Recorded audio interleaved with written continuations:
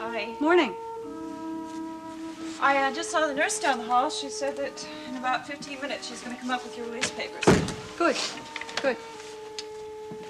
Listen, Nicole, are you really sure that my staying with you and Miles is a good idea? We're your family, aren't we? Well, that doesn't mean it's a good reason. Look, I honestly don't know why you want to have me around knowing everything that's happened.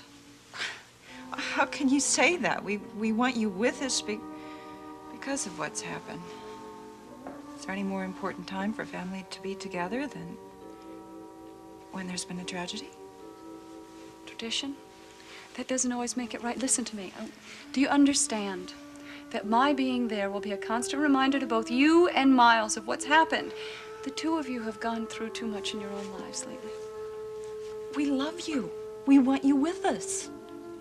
Now, whether or not you're going to want to live with us is something you're going to have to decide for yourself. But in any case, we'll understand. It's just that I don't feel I belong anywhere. Not with you and Miles, not with Mike and Nancy, not even in my own home. Without my husband. Well, don't forget, there's somebody that belongs with you. Down the hall in that isolette, there's a little baby girl who's going to be leaving this hospital in a few weeks, too. Yeah, my baby. And Draper's baby, too.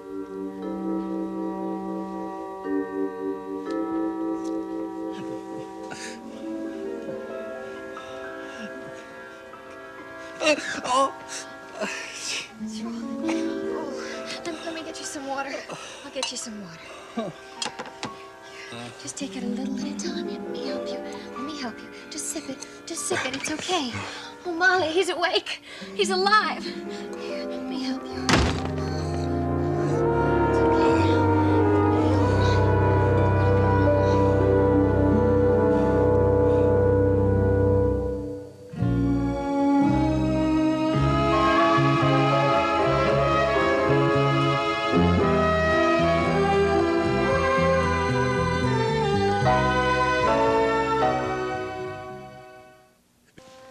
Hey. When I was widowed, I didn't think the pain was ever going to stop. And in a way, it doesn't. It just changes. It becomes more bearable. It becomes a part of yourself. It just becomes a part of that whole collection of memories all of us have. Sad memories. The happy memories, too. It just doesn't seem possible to me right now that the pain I'm feeling would ever be bearable. You go through stages, and they're not predictable. They're not consistent. There'll be a time when you think that you've learned to live with your loss, and something will happen to remind you of how great it really is. It gets easier. Oh, Nicole, I hope so. Oh, something else you've heard before. The most important thing for you to do right now is to live. Just live one day at a time. Don't expect any miracle cures, and don't try to forget your grief. I couldn't even if I did try. And Miles and I will help you as much as we can, but if there's a time when you don't want our help, you just tell us to mind our own business. Do you know you're terrific? Really? I love you. Well, I mean it. Now, don't be afraid of hurting our feelings. If you don't want to live with us, just tell us. I'll break your nose, but I'll understand. We have a very busy household, you know. Adam is quite a handful. Well, you gotta let me help take care of him. Oh, no, come on. We've got Mrs. Goodman. We don't want you to be a babysitter. I mean it. I'm gonna need something to do. I want to go back to work at the studio, but I can't, not just yet. Well, we'll see. You remember what I told you, though, okay? I will. Excuse me. Sure. Hello? Yes?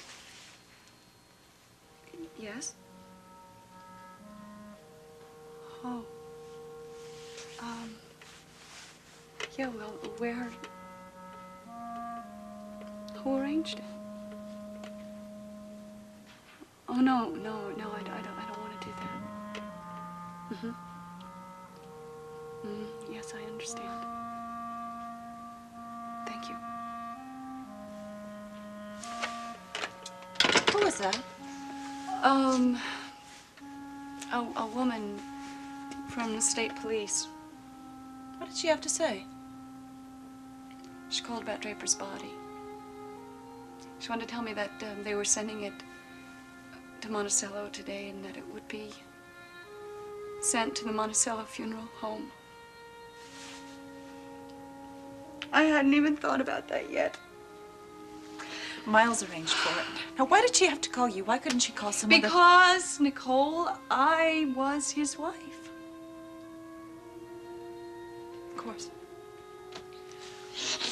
Well, did, Miles take care of all the other arrangements? The, service and the burial? Yeah, he's arranged everything. The service is tomorrow. I don't know what time yet, though. Yeah. I, better finish packing.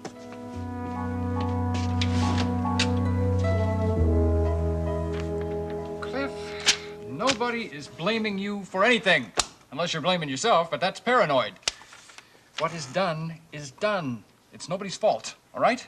Hey, come on. Did you read this morning's Monticello Star? Oh, hey, did Star. you see that editorial? They'd say anything to sell papers. A month ago, they were screaming for Draper's blood. Now, just forget about that. You can't change the past. Well, I wish I could. Tell you one thing, I never would have taken this case. Boy, when you handed it to me, I should have walked out that door. Oh, why? Because you were so certain Draper was innocent?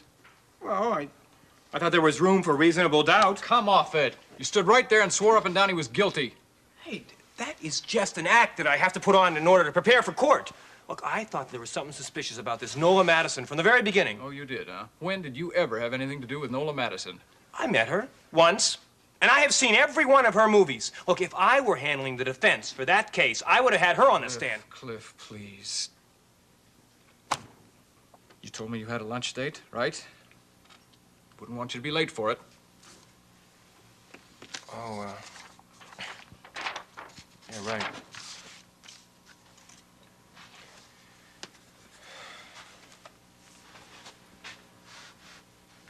Look, boss, I want you to know that I don't want to go on this lunch date. Why? Well, you heard what I said. You know, there might be somebody gunning for me out there. Well, go in disguise, but go. Yeah, that's a good idea. You know, I bet if I grew a mustache, no one would recognize me. You ought to be able to manage that. You've got at least 20 minutes before your date, haven't you? Look, I just want you to know that I don't know why I'm going on this lunch date. Okay, I'll bite. Who is your date with? Well, no one. I mean, it's with someone, of course, but it's with no one who's, you know, it's with some... Anybody you know? Of course. Yeah. I mean, no, I don't know her. Well, yes, I know her, but I don't... You know, I said I'd meet her at the restaurant. If you run into a lynch mob, let me know. I'll be right here. Boss, I just want you to know that I don't want to go on this date. What the hell was that about?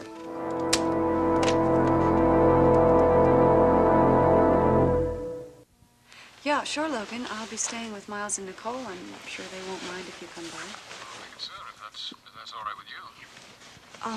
Logan, they're sending Draper's body back today, and they're bringing it to the Monticello funeral home. Services will be tomorrow. Not sure what time yet. Well, you let me know. I'll be there, of course. Yeah, I will. Guess I'll see you then. Take care of yourself, April. I will. Thanks. Bye-bye. Listen, would you mind if I just made one stop before we go? No, fine. I just want to say goodbye to Julia. I'll just be a second. Okay, I'll get the suitcase. Thank you. Now, don't you worry. Your wife is going to be just fine. I hope so. Excuse me. Hi, Mrs. Scott. Hi. Looks like you're going to be leaving us. Yeah, my baby, too, I'm afraid. It won't be long before you be together. She's gaining weight every minute. Yeah. Listen, do you think I could see her for a minute? Of course I could get her. Thank you.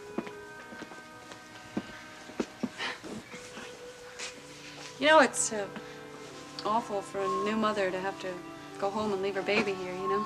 Yeah. It's just that I never visualized it would happen like this. Yeah, well, I know. Yes, I never... A lot of things have happened that I never thought would happen this way.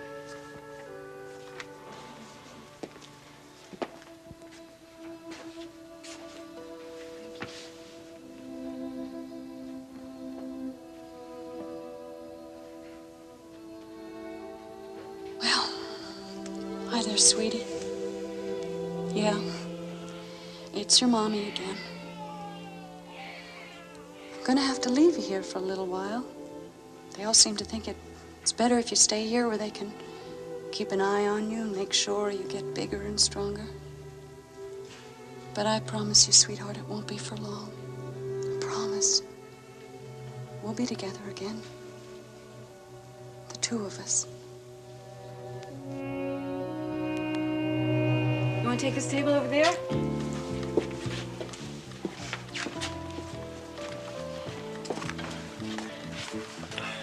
Cynthia. Hi. Cliff, hi. How you doing? Not too good today. Ah, look, I'm getting off in about 15 minutes. Oh, look, I really have to, but I got a date.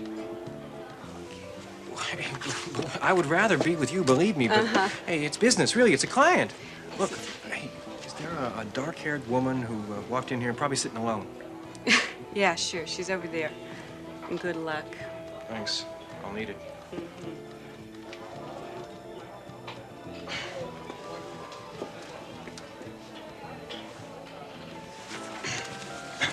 Oh, hi, Mr. Nelson. It's so nice of you to do this.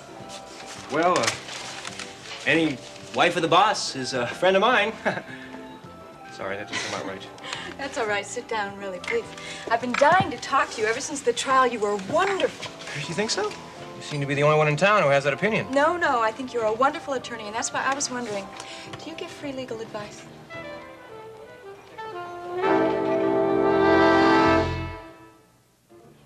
Hey, I'm not just being flattering. You were very, very good. And the jury obviously thought so, too. Look, you're reading the newspaper. You obviously didn't get to the editorial page. No. Look, I know that Mrs. Madison was the one that killed Mrs. Dorn, but doesn't that prove my point? What point? That you were able to convince the jury that he was guilty, even though he was innocent. I suppose that's one way of looking at it, but that doesn't make me... No, to me, that's proof of a lawyer's ability. I mean, anybody can convict someone that's guilty, right? You know, that's just not legalistically, legal. In fact, I know one guy would say it was crazy. Boy, my boss, Logan Swift, would just... Oh, I'm sorry. Logan is a goody-goody. Tell me something. Are you like that? Wait a minute, you mean do I have standards? Yeah, I do. Well, that's good to know. You know, I can't believe that all this happened to Draper. He was such an attractive man, don't you think? He's not my type. Well, did you know that Draper and I were engaged? Logan probably told you. Oh, well, actually, Mrs. Swift, he... Oh, don't worry about it. I'm sure Logan has told you many, many terrible things about me. No, Mrs. Swift, he's never, ever mentioned you. Really. He hasn't? No, your name never comes up in conversation. I guess you're right up there with religion and politics. How flattering. Well, actually, I can think of one good reason why he wouldn't talk about our personal life. It's because you're an attorney. What's that have to do with it? It has everything to do with it because Logan has done several things that any decent attorney would know were downright illegal. Logan? Oh, come Did you hear what he did to our son, Jaimey? No, I didn't hear anything. What did he do? He kidnapped him. It's true. I brought Jaimey over to April and Draper Scott's to take care of him while I went to Europe to visit my family. Now, just a minute. You didn't visit your family. Look, Mrs. Swift, I was under the impression that you went there to stay. That's not true. I just didn't know how long I was going to be abroad. I had no intention of deserting my son. Did Logan tell you that? No, I told you he never, ever brings up his personal life. Well, I think that I have every right to arrange for Jaimey's care without consulting Logan. I am Jaimey's legal parent. Logan is merely the man I happen to marry. One of my lesser inspirations, by the way. So he has no legal right, right? Oh, I see now. This is the free legal advice that you wanted. Well, no, not really. Actually, I know the answer to that. It's no. If Logan had adopted Jaimey, then he would have rights, but he hasn't, so he's holding him illegally. Now, if you have all these facts and know all these answers, why do you need me? No, see, I don't really. That's the problem. I've seen about half a dozen lawyers since I've been back to Monticello. So that's why you never got in contact with your friends when you came back. You were so busy seeing lawyers, right? You see what I mean? You are a good attorney. Oh, thank you. I have seen every single matrimonial lawyer in the city, and I get the same stupid answer. And I'm sick and tired of paying for advice that I can't use. So I thought perhaps you could give me some advice about Well, now, what just to, a minute. If all these lawyers told you one thing, Mrs. Swift, what... Call me Raven. Oh, well. All right, Raven. I don't... Look, really, it doesn't matter what advice you give me, because I think this is going to be a very nice lunch. Every other lawyer I've met with has absolutely zero sex appeal. Well, you know, just for the sake of conversation here, what would you rate me on sex appeal? I mean, off the record, of course. A definite 10. A 10? Really? Well, why don't you call me Clifford? Okay, Clifford. Clifford, I've been beside myself because none of these lawyers will help me. They're afraid. They know that Logan's the district attorney and they're afraid to face him in court. Now, so just I thought a minute. that You want me to go into court? Hey, he's my boss. I need that job. No. What are you asking me to do? No, I don't want you to represent me. I know you can't do that. I just want your advice. He has my son illegally. I'm sorry, Mrs. Swift. The old axiom does apply here. Possession is 9 points of the law. You mean that's why I can't have him, because Logan has him? Look, I'm very uncomfortable here. Could we just order? Wait a minute. You're right. Logan has him, so that's why it makes his case look better than it really is. Listen, can we... Wait. What if he didn't have him? Can we eat?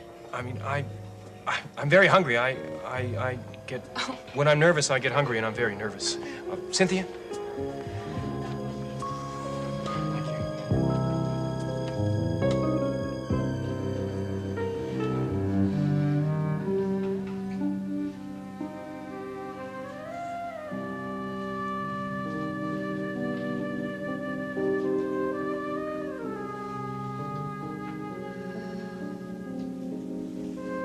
It's no use, Molly. He's asleep. I just don't know what to do. Well, I know what you should do. You should call an ambulance or the police or both. Molly, I wish you would just stop telling me that. Well, if you're so worried about his health, that's what you should do. But if you ask me, it's not him you're worried about. Of course I am. Look at him. Look at the terrible condition he's in. Look at his poor face. Yes? And that leg of his is probably broken, too.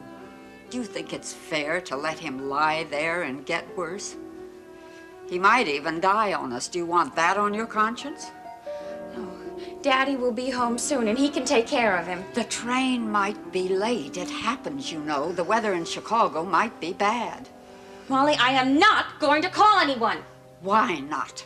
Just because it gives you pleasure to play Florence Nightingale.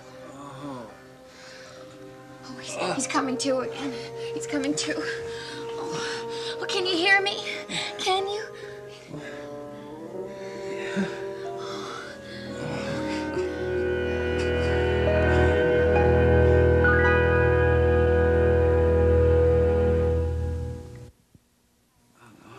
Please try a little more. You just need the nourishment. Ask him who he is, Emily. Maybe he wants to know who we are and where he is. Unless he already knows that. How did I get here? We found you out back last night. You were hurt. Oh! Oh, no, please don't move. Be careful. We don't know how badly you're injured. I told Emily to call an ambulance last night, but she wouldn't hear of it. It's all right. You see, my father is a doctor, and he's going to be home any minute now. Will you please tell us what you were doing out there? Not sure. Oh. I have to call somebody. Somebody has to know that I'm here, that I'm all right. But who? Is it a woman? Oh. Oh, No, I'll call anyone. You just tell me the name and the number, and I'll call them. I can't. I don't know the number. I can't find it. Somebody. I have to talk to somebody, okay. But I don't know. No, it's all right now. Everything's gonna be all right. Just shh.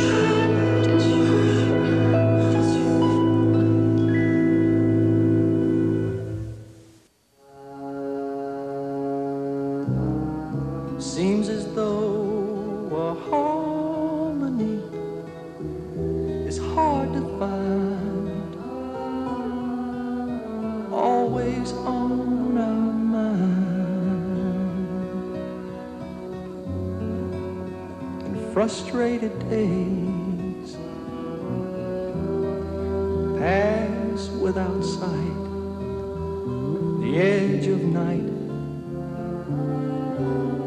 half dark, half light, as we watch our hearts